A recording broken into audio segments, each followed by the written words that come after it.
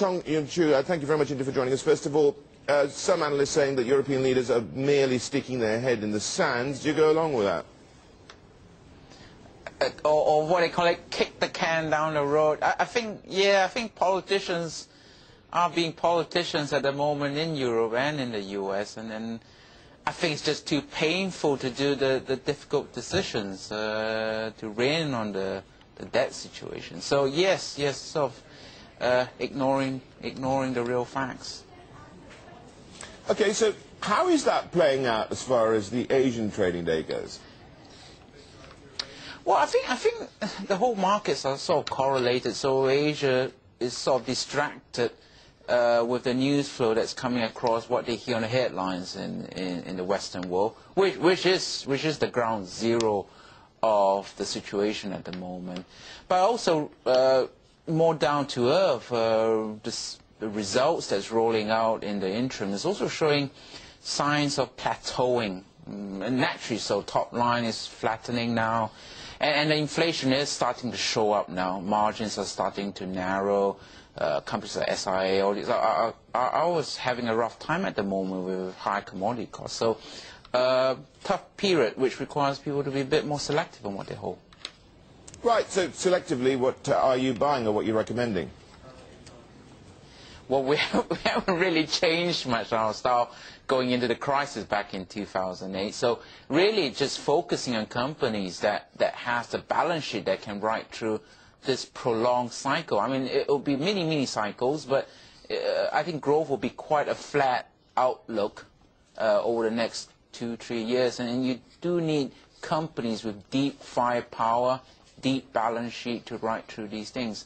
And the nice thing with the correction we've seen again in the past 2-3 weeks has been valuation supports buy and hold kind of investors like us. So things like that would be quite good. More interestingly, I think recently, over the past year to date, we've been getting a bit more interested with the banks in this region.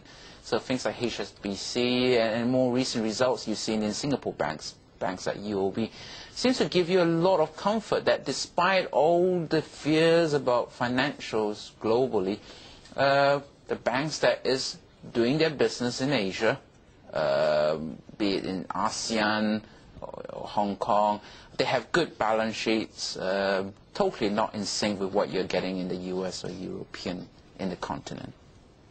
What else, what are your top 3 picks, if you don't mind telling us?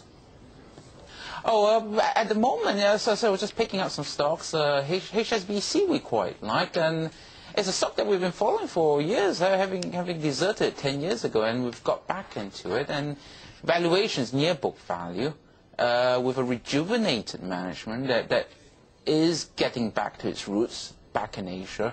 So there are things that they can do, a lot of self-help there. I mentioned about UOB. Pretty solid results we saw yesterday, very comfortable.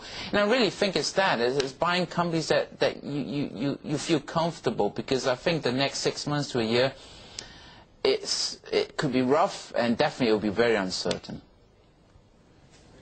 Okay, well, before we leave things, Manchester United looks like it could be listing there in Singapore. Would that be a big deal for the Singapore exchange?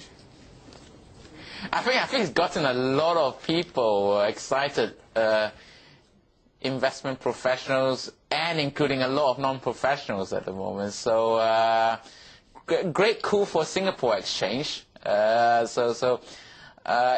it's a trend like you've seen with Samsonite, Prada. Companies are actually coming to these parts of the world where there is capital looking for investment, unlike in the cash-strapped European side.